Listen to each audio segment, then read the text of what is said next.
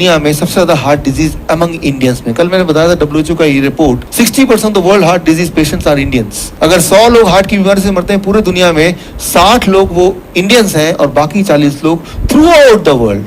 और इसके लिए जिम्मेदार है, मैं बस पहचान करा रहा हूं इससे, it is called snake of fat, animal fat and plant fat. Medically traditional medical science मतलब जो डॉक्टर को पढ़ाया जाता है, और एक है जर्नल में मेडिकल साइंस, दोनों अलग अलग है। जो डॉक्टर को मेडिकल साइंस पढ़ाया जाता है उनको बोलते हैं all fat are same, all proteins are same, all carbohydrate are same. Source कुछ भी हो, वो प्लांट से आ रहा है, एनिमल से आ रहा है, लेकिन फैट इज फैट। जबकि एक्चुअल मेडिकल साइंस जो है वो ये बोलता है कि नहीं, फैट कहाँ से आ रहा है उस पर डिपेंड करता है फैट कैसा है। मैं आपको उदाहरण देता हूँ। मान लीजिए कोई भी एनिमल से आप एक फैट निकालिए, दूध से निकालिए फैट, या चिकन से या अंडे से निकालिए, और उसको माइक्रोस्कोप के नीचे अंदर रख दीजिए, राइट। तो माइक्रोस्कोप के अंदर जो दिखेगा आपको वो ऐसा दिखेगा, बिल्कुल सीधी सीधी डंडियां दिखेंगी। आपको फल से फैट निकालिए, फ्रूट्स या वेजिटेबल से फैट कंटेंट को निकाल लीजिए और उसको माइक्रोस्कोप के अंदर डालिए, जो दिखेगा आपको वो ऐसा दिखेगा। अब देखिए टेढ़ा मेढ़ा उल्टा सीधा ऐसा दिखेगा, right. Animal fat, plant fat.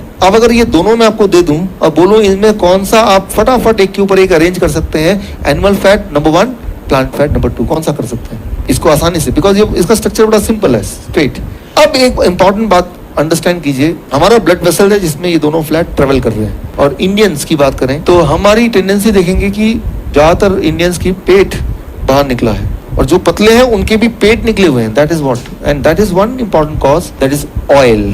जितने आप जो लोग अलग अलग दुनिया घूमे हैं उन्होंने आपने देखा होगा कि ऑयल का इंटेक इंडियंस में बाकी जगह से कई गुना ज्यादा है। और ऑयल क्या करता है, वो यहाँ पे पेट के अंदर स्टिकीनेस पैदा करता है, चिपचिपाहट, और जो भी चीज आर्टरीज में फ्लो कर रही है वो वहां चिपकता रहेगा। वो फैट फ्लो कर रहा है। अब देखिए फैट जब फ्लो कर रहा है, ये एनिमल फैट का चिपकना आसान है या ये टेढ़ा मेढ़ा प्लांट फैट का चिपकना आसान है? फर्स्ट है सेकंड?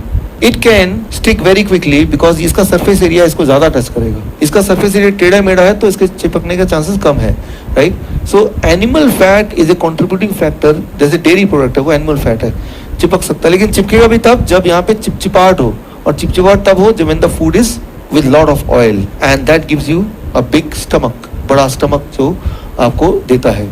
पतले लोग हैं उसका भी स्टमक बड़ा होता है। कोई भी ऑयल, आपका सवाल है ऑयल कौन सा यूज करना चाहिए, आप तो वही ऑयल यूज कीजिए जो सबसे सस्ता है, क्योंकि कोई भी ऑयल जब आप उसको हीट करते हैं सब ऑयल का केमिकल स्ट्रक्चर सेम हो जाता है, एक ही तरह से नुकसान करता है। तो हेल्थ का नुकसान तो सभी में एक ही जैसा, कम से कम पैसा तो बचेगा ना। कोई भी ऑयल यूज करते हैं तो मैं यही बोलता हूँ कि उसको कम से कम यूज कीजिए, जहां जहां हो सके ना यूज कीजिए। यूज करेंगे, दुनिया में ऑयल बहुत कम जगह यूज होता है। जब मैं न्यू दिल्ली के एयरपोर्ट में होता हूँ कई बार, तो देखता हूँ कि लाइन जो है काफी लंबी है, लेकिन देखता हूँ कि मेरी टर्न बड़ी जल्दी आ गई, क्योंकि लाइन लंबी है, लोग कम है, उनके बाकी तो स्टमक है ना, जगह जो घेर रहा है। इसका विपरीत मेरा हर महीने कम से कम एक बार मैं वियतनाम जाता हूँ, 10-15 दिन का मेरा वहाँ पे इस तरह के कॉन्फ्रेंसेस होते हैं।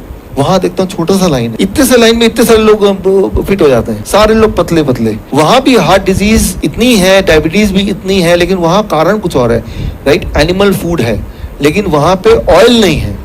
तो अगर आपने ऑयल हटा दिया तो ये स्टमक हट जाएगा। कितने दिन में? 1 महीने में, राइट। नहीं रह सकता।